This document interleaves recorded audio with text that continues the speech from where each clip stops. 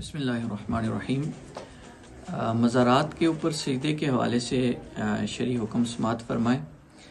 ہمارے بہت سے بھائی جو ہیں وہ اعتراض کرتے ہیں کہ مزارات پہ سجدہ ہوتا ہے تو آپ اسے منع نہیں کرتے اور یہ شرک ہو رہا ہے، اس طرح کی چیزیں اعتراض کرتے ہیں۔ تو اس حوالے سے اہم ترین اصول آپ سماعت فرما لیں۔ سجدہ جو ہے اس کی دو قسمیں ہیں، ایک ہے سجدہ تعظیمی اور ایک ہے سجدہ تعبدی۔ یعنی ایک ہے کہ مزار کے آگے ہو، کسی شخص کے آگے ہو، کسی کے آگے بھی اگر سجدہ عبادت کی نیت سے ہے تو وہ شرک ہے، اور اگر وہ تعظیم کی نیت سے ہے تو وہ حرام ہے۔ شرک نہیں ہے بلکہ وہ حرام ہو جائے گا، کبیرہ گناہ ہے، حرام ہے اگر تعظیم کی نیت سے ہو۔ لیکن تعظیم کی نیت سے سجدے کو حرام اس لیے قرار دیا گیا، شرک اس لیے نہیں قرار دیا گیا کہ یہ جو تعظیمی سجدہ ہے یہ فرشتوں نے حضرت آدم علیہ السلام کے سامنے بھی کیا۔ تو شرک جو ہوتا ہے ہر دور میں شرک ہوتا ہے، ایسا نہیں ہے کہ آدم علیہ السلام کے دور میں ایک چیز شرک نہیں تھی اور اس دور میں وہ شرک ہو جائے۔ تو چونکہ وہ سجدہ تعظیمی تھا، تعبدی نہیں تھا، عبادت کی نیت سے نہیں تھا، تو لہٰذا سجدہ تعظیمی آج بھی جو ہے وہ اسے حرام کہا جائے گا اور وہ گناہ کبیرہ ہے، جبکہ سجدہ تعبدی جو ہے عبادت کی نیت سے وہ اس وقت بھی شرک تھا اور آج بھی شرک ہے۔ اور اگر کوئی عبادت کی نیت سے سجدہ کرے گا، چاہے مزار کے آگے کرے یا کسی انسان کے آگے کرے، تو وہ شخص جو ہے وہ دائرہ اسلام سے نکل جائے گا اور مشرک ہو جائے گا وہ۔ اب یہاں پر ہم جو لوگ اعتراض کرتے ہیں ان سے چند گزارشات کریں گے۔ سب سے پہلی بات یہ کہ سجدے کے حوالے سے جو اعتراض کیا جاتا ہے تو یاد رکھیں کہ وہ کسی اگر منفرد کسی انسان کا عمل ہے تو کسی مسلک کے اوپر، پورے مسلک کے اوپر وہ اعتراض ہم نہیں کر سکتے۔ اب اسی طرح اگر کوئی سجدہ کر رہا ہے تو اس کا انفرادی عمل ہے، اسے منع کیا جائے گا، اور اگر عبادت کی نیت سے لازمی بات ہے سجدہ کرے گا تو وہ شخص دائرہ اسلام سے نکل جائے گا، مشرک ہو جائے گا۔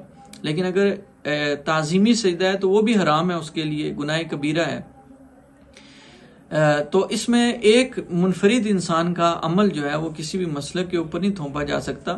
جیسا کہ اس کی مثال یہ بھی لے لیں کہ جو میت کے 3 دن کا کھانا ہے تو یہ کھانا جو ہے وہ درست نہیں ہے، میت کے گھر سے نہیں کھا سکتے، یہ دعوت کی نیت سے ہوتا ہے اور یہ درست نہیں ہے کھانا۔ تو اس میں جو لوگ اس میں بہت زیادہ سختی بھی کرتے ہیں نا، تو ان کے افراد بھی کھانے میں جو ہے وہ شریک ہو جاتے ہیں۔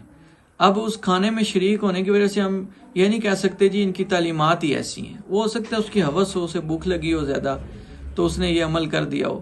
تو اس لیے یاد رکھیں کہ کسی فرد واحد کے عمل سے پورے مسلک یا پوری جماعت پر حکم نہیں لگتا۔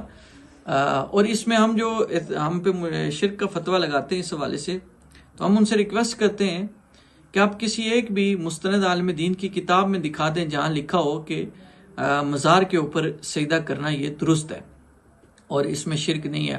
کوئی ایک عالم دین کتاب سے دکھا دیں، یعنی یہ تو کوئی دلیل نہیں ہوتی جی فلاں مزار پہ کوئی کر رہا تھا، تو وہاں تو ابھی ہمارے قانون ہے کہ سڑک پہ بھئی اس طریقے کے مطابق گاڑیاں چلیں گی، تو گاڑیاں تو ہمارے قانون کے خلاف بھی چلتی ہیں، تو ہم کیا کہیں گے جی ہمارا قانون ہے یہ، تو یہ تو کوئی دلیل نہیں ہوتی۔